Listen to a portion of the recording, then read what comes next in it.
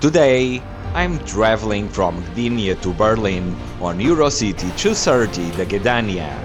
On paper, this is a classic international EuroCity, direct, comfortable and reliable. But is it really?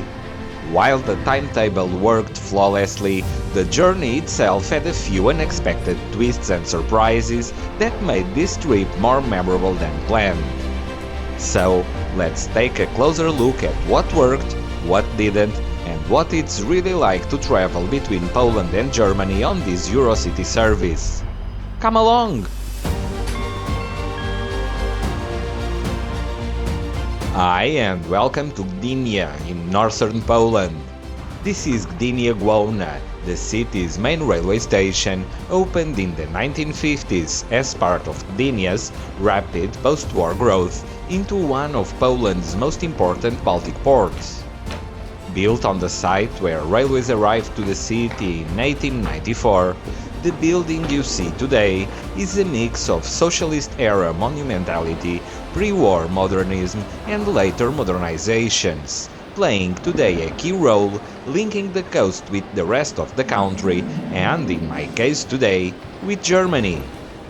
One detail I really enjoy is right in front of the ticket offices, these rotating mechanical timetables.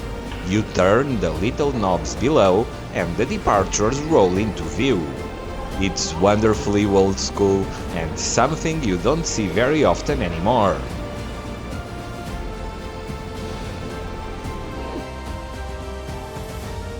And then there's this, one of the most remarkable features of the station, the McDonald's. The one at Budapest Nyugati usually gets the title of the most beautiful McDonald's in the world, but honestly, what do you think of this one?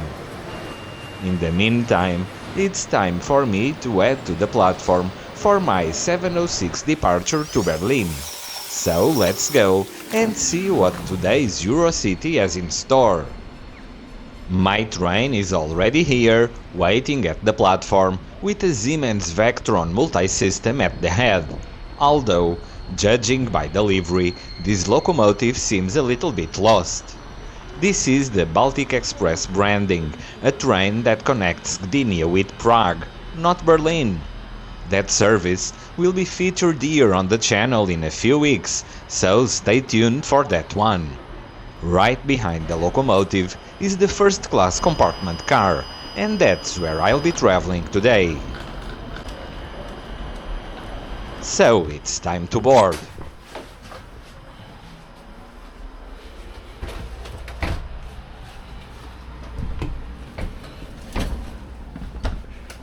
And here we are, my first-class compartment.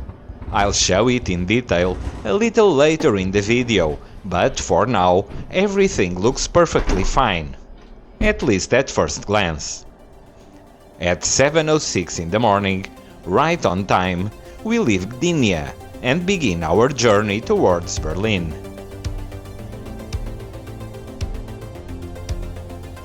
And as usual upon departure, here's today's trip map.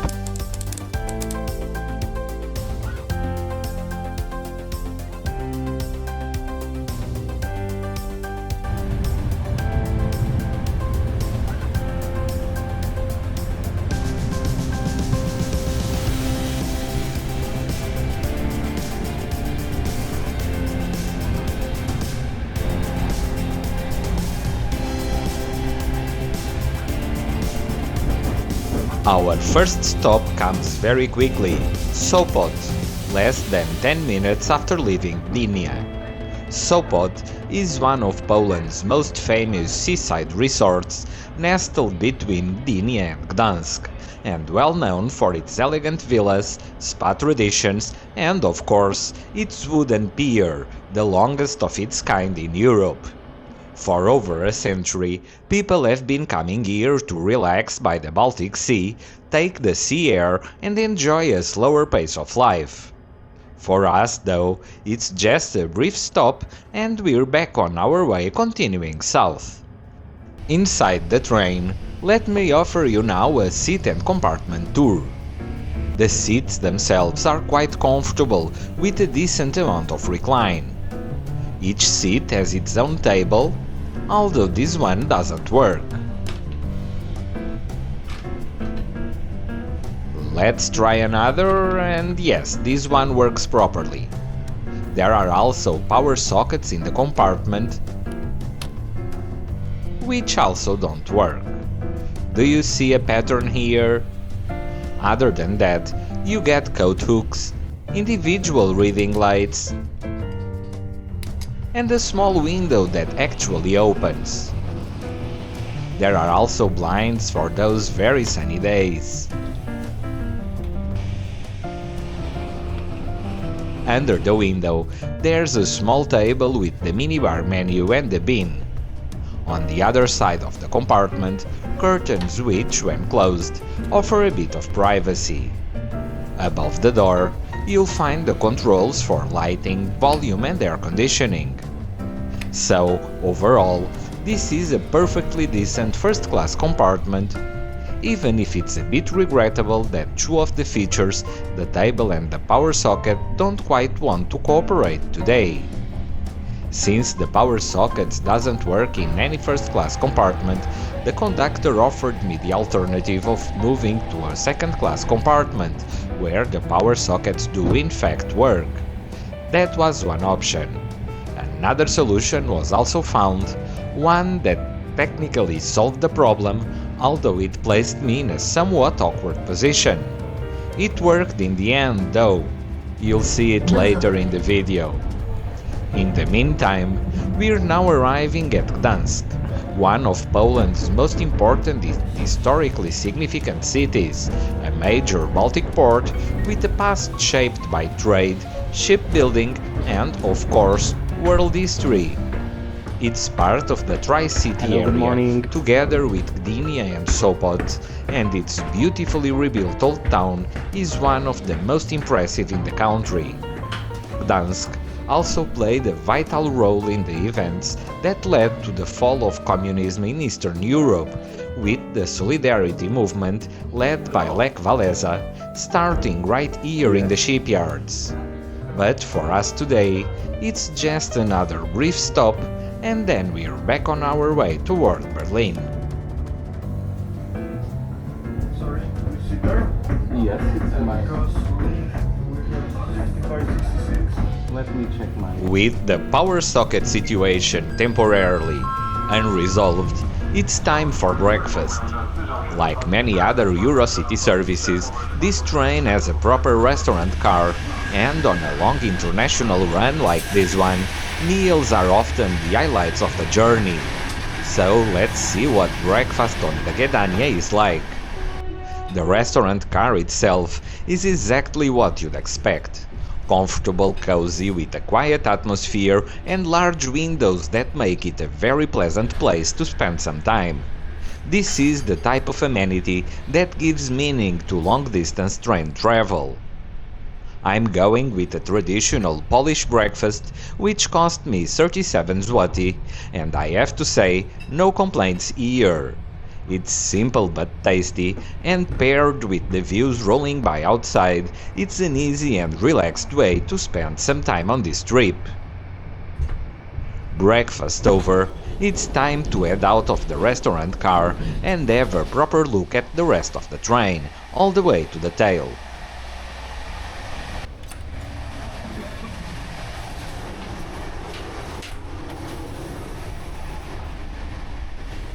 Right after the restaurant, we have a compartment reserved for passengers with reduced mobility. Then come the second-class compartments. One thing worth noting is that the entire consist is made up of Polish rolling stock, which gives this train a very consistent feel throughout. At the very end of the train, there's a second-class open-seating car with dedicated bike racks, making this a very practical option for cyclists as well. Traveling second class in this train is also a very good option. It's quite comfortable and perfectly adequate for long-distance daytime journeys. After walking the full length of the train, We reached the tail, where we rewarded with these always nice rear views of the trucks disappearing behind us at speed. Inside the train, the interior screens tell us that our next stop is Bydgoszcz, and this isn't just any stop along the route. Bydgoszcz is home to PESA, Poland's most important train manufacturer. PESA builds most everything from regional diesel and electric multiple units to trams and long-distance rolling stock, with trains running not only across Europe but even as far as Ghana, on the Gulf of Gdynia, just above the equator. You can check one of my past videos riding in a PESA Dart electric multiple unit from Warsaw to Wrocław. As for the city itself, Bydgoszcz is a historic industrial city shaped by its location in the banks of the Vistula and Oder rivers, with a population of around 330,000 inhabitants. For us, though, it's just another stop in our long journey to Germany.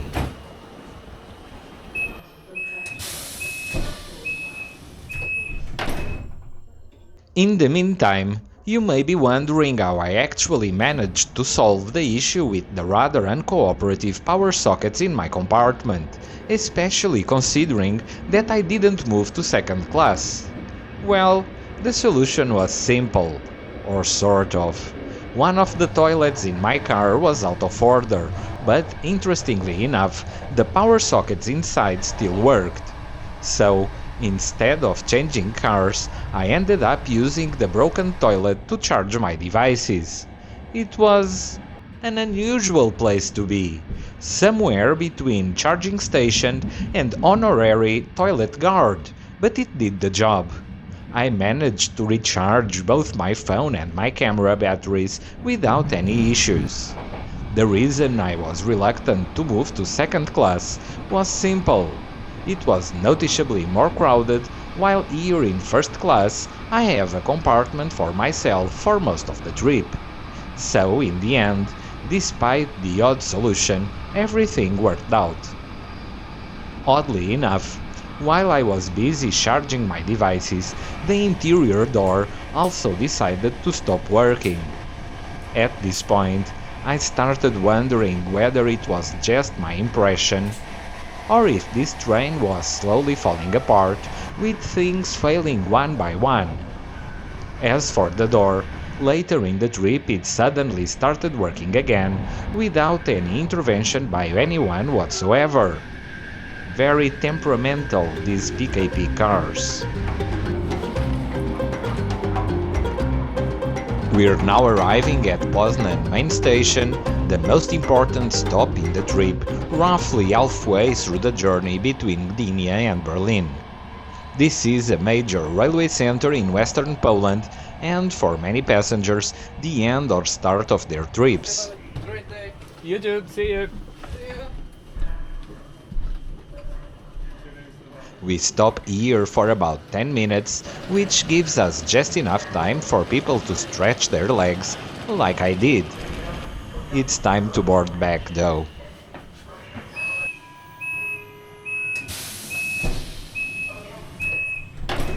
Doors closed, and we're on our way again, leaving Poznan behind and continuing west towards the German border. I'll let you enjoy the trip quietly for a short while now, and we'll be back at the border. Will the trip go smoothly from here onward, or will something else fall apart? Stay tuned!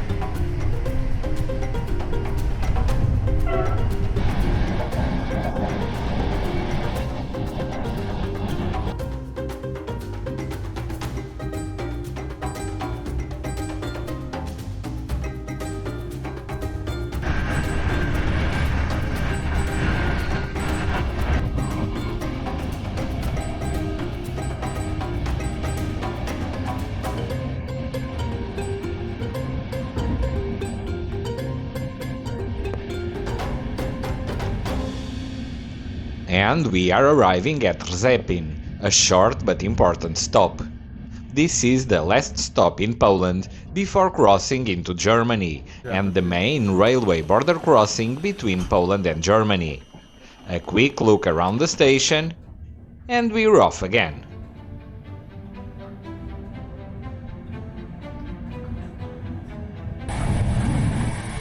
Just minutes after leaving Rzepin, we roll over the Oder river, crossing the border into Germany, gliding across the bridge. For me, this is one of the very beautiful border crossings in Europe.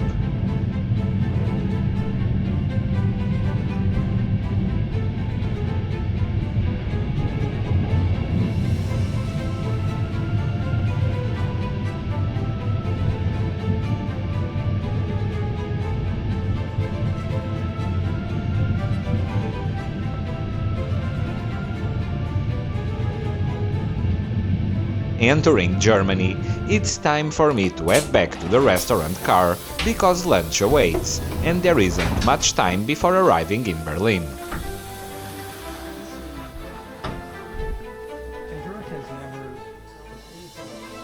We're now arriving at Frankfurt over the Oder, the border station on the German side. There are sometimes identity controls here made by the German police, but today I don't spot any whatsoever. Maybe because the train is mostly empty?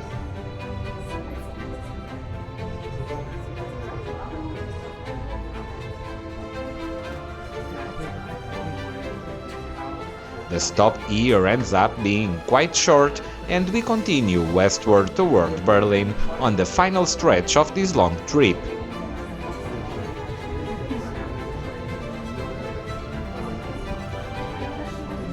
And now lunch. I went for meatball with beetroot, which, as you can see, is, let's put it mildly, less successful. The meatball is noticeably burned and quite dry. It's a far cry from what I was hoping for. For dessert, an apple pie and an espresso.